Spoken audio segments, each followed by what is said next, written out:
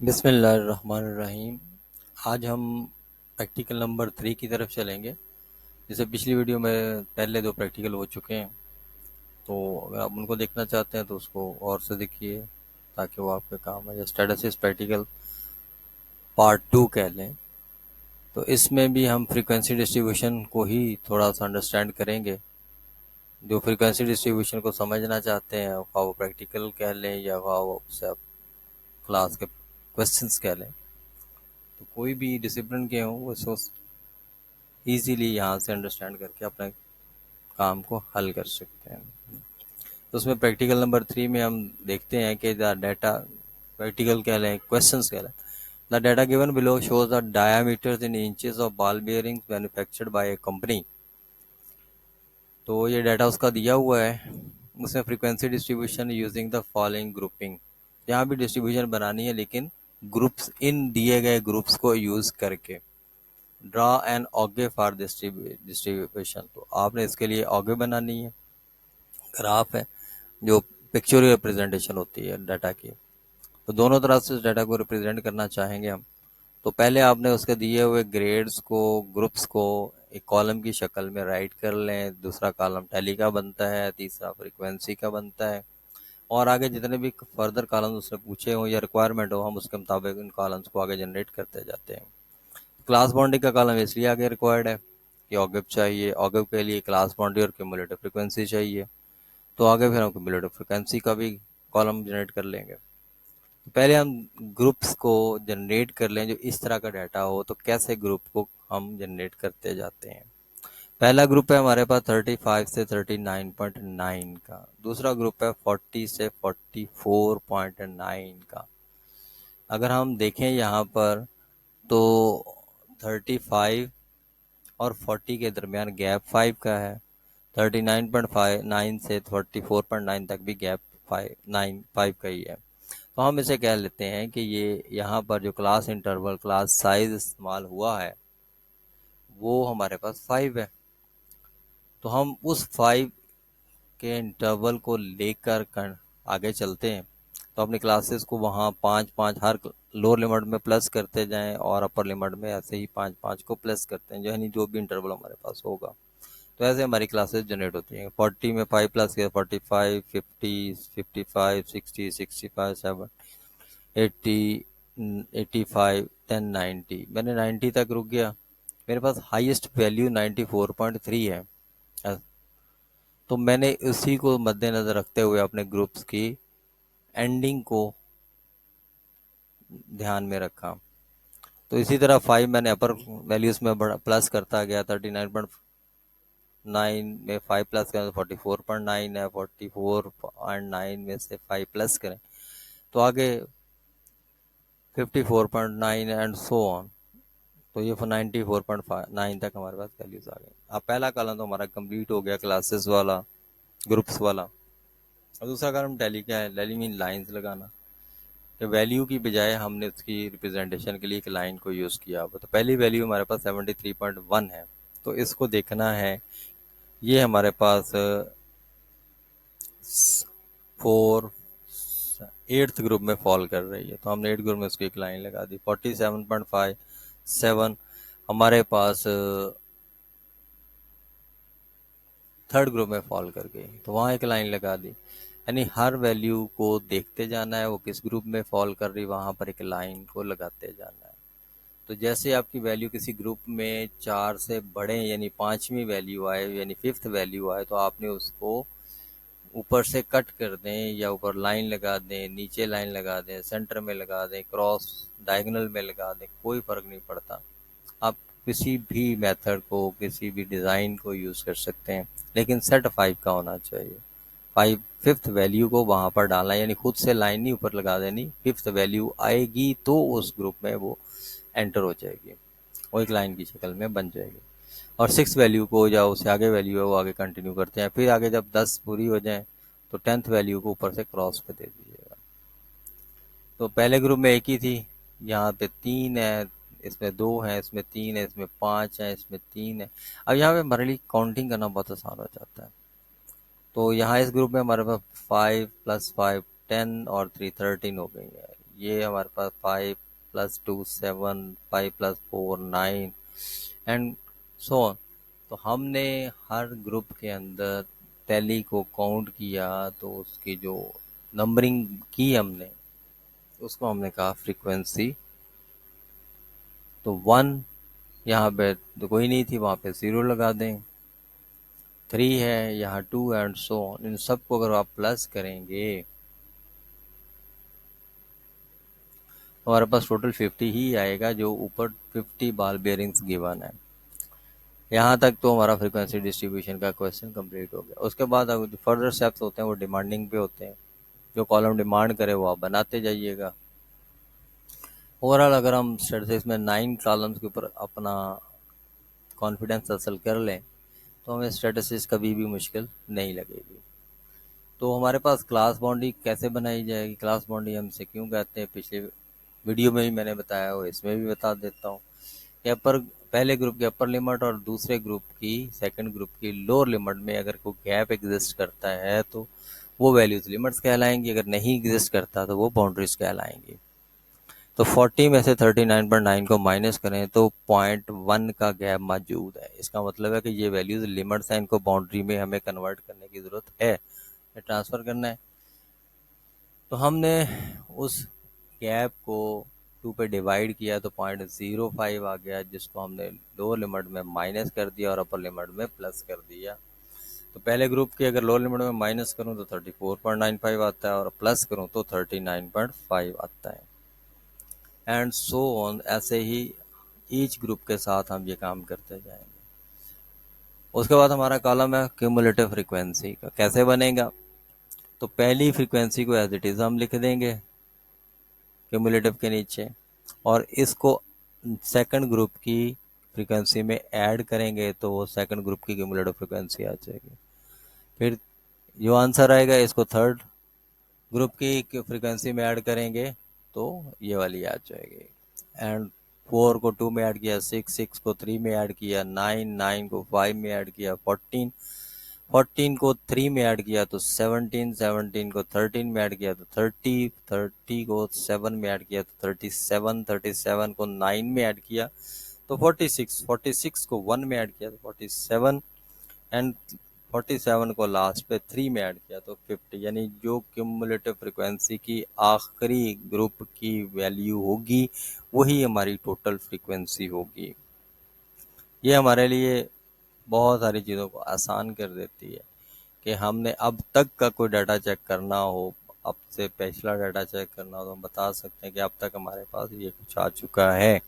अगर मैं यहाँ कहूँ तो हमारे इस ग्रुप पहले ग्रुप में अगर देखा जाए तो 39.95 से पीछे टोटल 1 वैल्यू पाई जाती है, और अगर हम 44.95 से प्रीवियस सारा डाटा चेक करें तो हमारे पास एक ही कीमत है।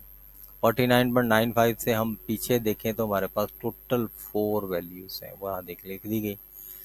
फिर हम 54.95 के पीछे सारी वैल्यू को देखें, उस ग्रुप और उससे पीछे वाली तमाम वैल्यूज़ को ऐड कर देंगे आपस में, इसलिए हम इसे क्यूमुलेट कहते हैं, ऐड करते जाते हैं। तो 6 हैं।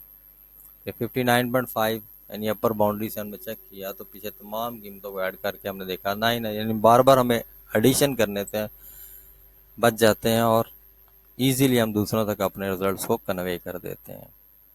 तो अगर हम लास्ट पे बात करूं तो 94.95 से पीछे यानी टोटल सारी फ्रीक्वेंसी को मैं ऐड करूं तो वो 50 है। इस तरह हमारा क्यूमुलेटिव फ्रीक्वेंसी का कॉलम डिज़ाइन हो जाता है और हमें दूसरों तक अपनी बात को इजीली कन्वे करना। अब इस बात को ध्यान में रखिएगा, हम इसी को सामने रखते हुए अपने ग्राफ की तरफ चलेंगे।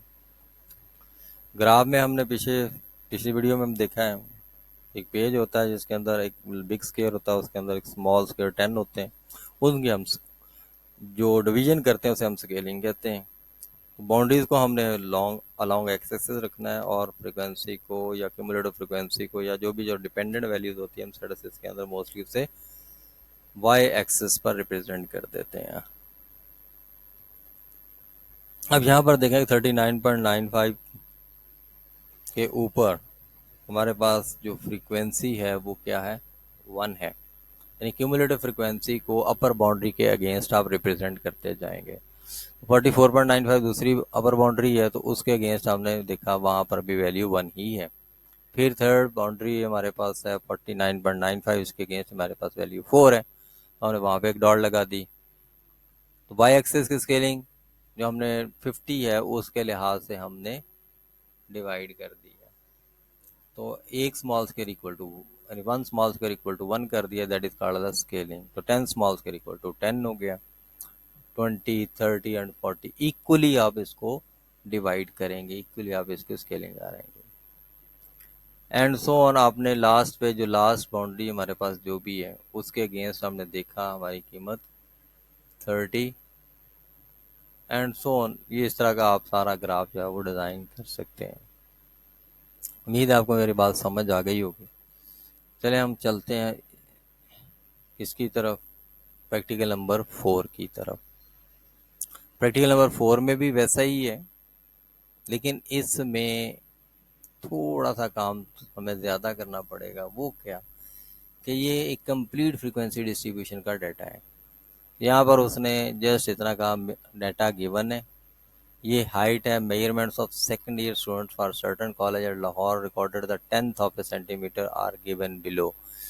जो डेसिमल्स में रिकॉर्ड है, आपने हाइट नोटेड है, इसकी फ्रीक्वेंसी डिस्ट्रीब्यूशन बनानी है, लेकिन एक सूटेबल क्लास इंटरवल के साथ, जो कि इसमें उसने नहीं बताया हुआ।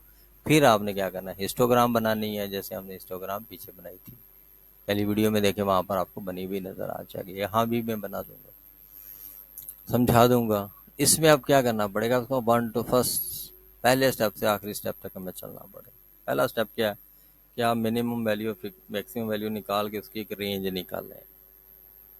ये मिनिमम वैल्यू है, ये मैक्सिमम 184.3 है, रेंज कितनी है, दोनों का difference maximum value minus minimum, तो वो आया 22.5।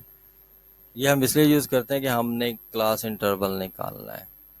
नंबर ऑफ ग्रुप्स निकालने के लिए एक तो ये फार्मूला दिया हुआ है 1 + 3.3 log n। n क्या, नंबर ऑफ ऑब्जर्वेशंस हैं जो ऊपर गिवन होती हैं, उनका लॉग लेके इस फार्म पुट करके आपकी कीमत जो आएगी 6.3। हमने जो कि क्लासेस हैं डिस्क्रीट होती हैं, होल नंबर में लिखी जाती हैं, तो हम उसको आसानी के लिए, या तो अगर वैल्यू 6.5 से बढ़ मतलब 0.5 से बढ़ जा रही है तो हम उसे नेक्स्ट नंबर में राउंड कर देते हैं, अगर 0.5 से कम रह जाए तो हम उसे पीछे वाले प्रीवियस नंबर में राउंड कर लेते हैं।